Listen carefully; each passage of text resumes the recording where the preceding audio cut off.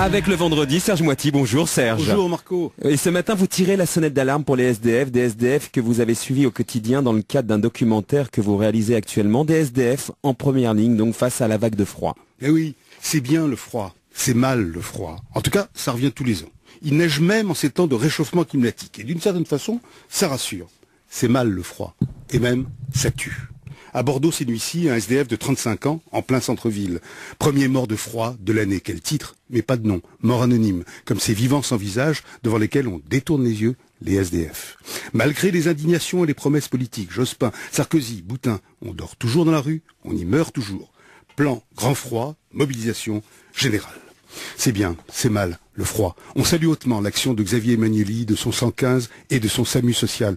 Ils sont au front, comme toujours, avec la ville de Paris, le Croix-Rouge, l'Ordre de Malte, et les travailleurs sociaux, et les infirmiers, et les psys, et les médecins, souvent bénévoles, du SAMU. Au front.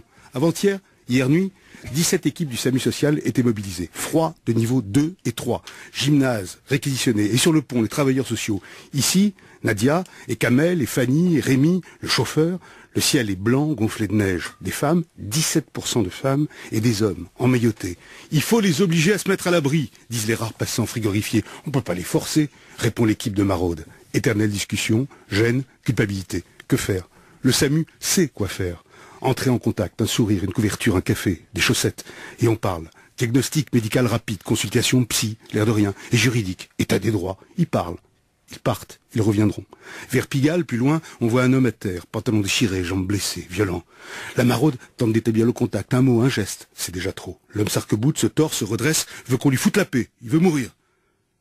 La maraude repassera plus tard, il repasse toutes les nuits. Héros du quotidien. Ne jamais perdre le contact, orienté vers des centres d'accueil, bien sûr si possible, s'ils veulent. 8 sur 10 d'entre les SDF furent des enfants battus ou violés, peu aimés, jamais grandis, fragiles, malades, piégés. 20% des SDF souffrent de troubles psychologiques graves. 27% des femmes SDF ont déjà séjourné en HP. La rue, Marco, la rue rend fou, et les fous la peuplent, terrorisés, perdus.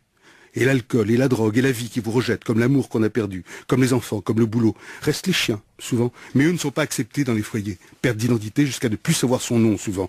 Durée moyenne d'une vie de SDF, 47 ans. Mais qu'on se rassure, hein, le 31 mars, tout sera fini, le plan grand froid et le reste.